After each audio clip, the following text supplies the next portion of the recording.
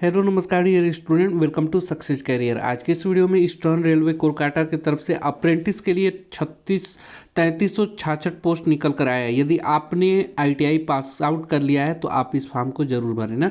इस वीडियो में हम सिलेक्शन प्रोसेस के बारे में देखेंगे और आपका मेरिट लिस्ट कैसे तैयार होगा वो भी हम जानेंगे पूरी डिटेल के साथ। यदि आपका क्लास 10th में 35% है तो आपका सिलेक्शन कैसे बनेगा, ठीक है, ये भी हम बात करेंगे, तो वीडियो का अंत तक बने रहेगा।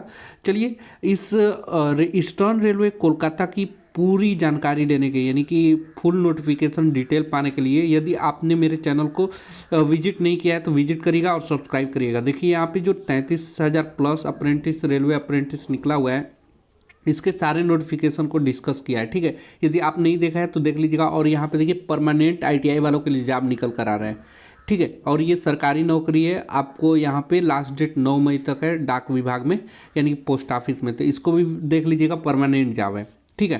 तो चलिए आज की हम लोग वीडियो सिलेक्शन प्रोसेस और मेरिट लिस्ट कैसे बनेगा उस पर बात करते हैं। तो पीडीएफ आपको हमारे टेलीग्राम चैनल से ये वाला मिल जाएगा, लिंक आपको डिस्क्रिप्शन बॉक्स में टेलीग्राम चैनल का दे दूंगा। और कोई क्वेरी होगी तो कमेंट बॉक्स में पूछिएगा। चलिए ये देखिए जो अप्रेंटिस के लिए निकल कर आए ये ईस्टर्न रेलवे कोलकाता की तरफ से आ रहा है ना, ठीक है। इसमें अप्रेंटिसशिप जो भी आईटीआई पास आउट कैंडिडेट हैं 21-22 सेशन से यहाँ पे नोटिफिकेशन जारी किया गया है, जिसकी नोटिफिकेशन की तारीख 29 मार्च 2022 है और लास्ट डेट जो 11 अप्रैल 2022 यानी कि आपका अभी 11 दिन बाकी है उस दिन से स्टार्ट होगा। और कब तक चलेगा तो 10/5/2022 तक आप लोगों का ये फॉर्म ऑनलाइन सबमिट होगा। यहाँ पे trade wide, unit wide, community wise breakup training slot निकला हुआ है। आप जिस भी डिवीज़न से करना चाहेंगे, जैसे हावड़ा डिवीज़न से निकला हुआ है वैकेंसी में, इसकी नोटिफिकेशन डायरेक्ट मैं बता दे रहा हूँ कौन कौन से ट्रेड है। Fitter, welder, mechanic motor vehicle, diesel mechanic, machinist, carpenter, painter, lineman, wireman, refrigeration, air conditioner और उसके बाद इलेक्ट्रिशियन, फिर मैकेनिक मशीन, यानी कि टोटल यहाँ पे पोस्ट है 649। मैं वो नोटिफिकेशन वाली वीडियो देख लीजिएगा, उसमें पूरी डिटेल से मैं बताया हूँ।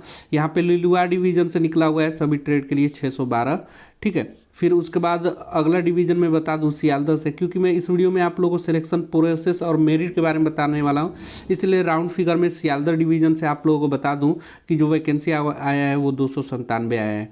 फिर अगली जो पोस्ट आया हुआ है ये कंचनपारा वर्कशॉप से टोटल पोस्ट 187 आया हुआ है। तो आप जिस भी डिवीज़न से भरना चाहेंगे, जैसे यहाँ पे मालदा डिवीज़न से भरना चाहेंगे तो यहाँ 138 है, ठीक है। आसनसोल डिवीज़न से भरना चाहेंगे तो यहाँ जो टोटल पोस्ट निकल कर आ रहा है 112 है। बाकी वो वीडियो ज़रूर देखिएगा। चलिए आज की वीडियो में हम लोग सबसे पहले मेरिट लिस्ट कैसे बनेगा और आप लोग का सिलेक्शन कैसे होगा उस पर बात करते हैं।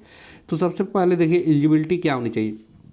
आपका एज इस फॉर्म को भरने के लिए 15 से 24 साल के बीच में होनी चाहिए। यदि आप ST/SC हैं तो आपको 5 साल की छूट मिलेगा, और OBC है तो 3 साल की छूट मिलेगा। यानी कि मान लीजिए कोई OBC कैंडिडेट है तो 24 में 3 साल जोड़ देंगे तो 27 साल तक आप लोग फॉर्म भर पाएंगे। ऐसे ही ST/SC कैंडिडेट के लिए 24 साल प्लस 5 साल का छूट यानी कि 29 साल तक वो फॉर्म भर पाएंगे। देखिए यहाँ पे एजुकेशन क्वालिफिकेशन, आपको पता है कि आपका minimum class 10th pass out होनी चाहिए, और साथ में जो class 10th pass out candidate है उनका मिनिमम 50% मार्क होना चाहिए, ठीक है। तो यहाँ 35% मार्क वाले कमेंट कर रहे थे सर मैं फॉर्म को भर पाऊंगा, तो ये तो ऐसे ही आउट हो गया ना। 50% है तो ही आप फॉर्म को भर पाएंगे, 50% से ऊपर है तो ही फॉर्म भर पाएंगे ना। यहाँ पे देखिए साफ साफ लिख दिया है, the candidate must have pass 10th class examination or its equivalent under 10+2 examination system with minimum 50% mark in aggregate from recognized board and also should possess the NTC यानी नेशनल ट्रेड सर्टिफिकेट NCVT या SCVT के द्वारा issue होनी चाहिए, और class 10th में minimum 50% होना चाहिए, ये ध्यान रखिएगा। और दूसरे कैंडिडेट देखिए, यदि आप क्लास 10th बेस पे एलिजिबल नहीं है तो 8 बेस पे देख लीजिए, 8 बेस के निकला है। यहाँ पे 8वीं पास होना चाहिए और आपके पास नेशनल ट्रेड सर्टिफिकेट और NCVT या SCVT द्वारा जारी होना चाहिए।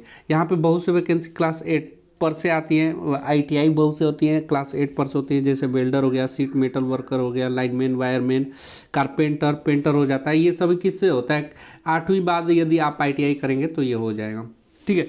तो चलिए सिलेक्शन प्रोसेस कैसे होगा आप लोग एक एक चीज़ें देखेंगे। यहाँ पे देखिए मेडिकल आपका थोड़ा बहुत सही होनी चाहिए। मोड ऑफ सिलेक्शन देखिए, तो देखिए इसको गौर से समझना है और आपका मेरिट कितना बनेगा ईस्टर्न रेलवे अप्रेंटिस में, वो भी मैं आप लोगों को निकालना बताऊंगा।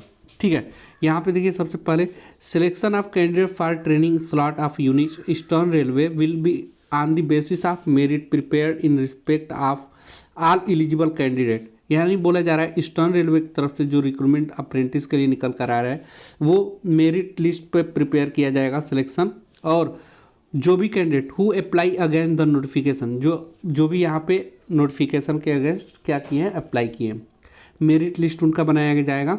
मेरिट लिस्ट ट्रेड यूनिट और कम्युनिटी वाइज होगा। Will be prepared on the basis of data details fill up by the candidate in the online application form. तो आपने जिस भी ट्रेड यूनिट और कम्युनिटीज़ में भरा है, जैसे आपने सियालदा में भरा होगा या हावड़ा डिवीज़न में भरेंगे या मालदा डिवीज़न में, तो इसमें देखा जाएगा मान लीजिए कि फीटर ट्रेड में आपने भरा मालदा में, तो अगर यहाँ 80 भरा गया है फॉर्म और यहाँ हावड़ा में मान लीजिए कि 40 ही फॉर्म भरा है और सियालदा में 20 फॉर्म भरा है, तो आपको पता है कि यहाँ पे कम कंपटीशन होगा जहाँ कम फॉर्म भरा जाएगा। तो ये तो आपके किस में ट्रेड यूनिट और कम्युनिटी वाइज यानी कि आपका जो डिवीज़न है उस पर डिपेंड पड़ जाएगा, मेरिट लिस्ट करना बनेगा। लेकिन मैं यहाँ पे मेरिट लिस्ट आपका निकालना बताऊंगा। मेरिट लिस्ट निकालने के बाद आप लोग कमेंट बॉक्स में बताएंगे कि आपका मेरिट कितना बन रहा है, उससे हिसाब से डाटा तैयार किया जाएगा, फिर आपका फाइनल मेरिट लिस्ट बताया जाएगा कि इतने पे यहाँ पे सीट पे बनाया जा रहा है। तो सबसे पहले देखेंगे मेरिट लिस्ट निकालने आपको आना चाहिए, कैसे निकलेगा।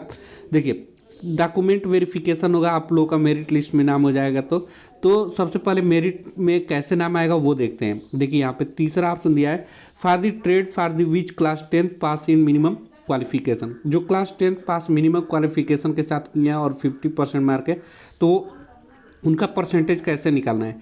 ए separate merit list will be drawn for eligible candidate taking average of the percentage mark obtain by the candidate in both matriculation with minimum 50% aggregate mark and ITI examination given equal weightage to both. यानी कि बोल रहा है कि जो candidate class 10 के बाद यहाँ पे ITI पास आउट है उनका दोनों पे 50% लिया जाएगा। 50% लेने का मतलब है आपका आधा।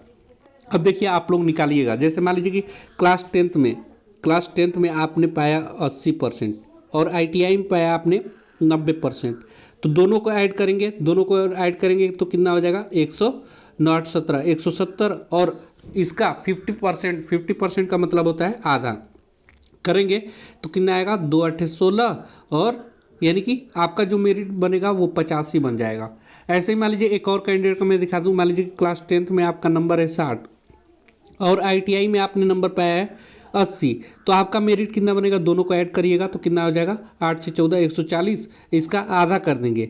ठीक है, तो आपका कितना बन जाएगा 70 मार्क बन जाएगा, यानी कि 70% आपका मेरिट बनेगा।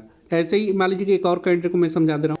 जैसे किसी कैंडिडेट का क्लास 10 में मार्क हो सकता है 90% और ITI में उसका परसेंटेज हो सकता है 90%, तो दोनों को ऐड करेंगे। यानी जो क्लास 10 में आपने पाया क्लास ITI में जो पाया है उन दोनों को ऐड करिए।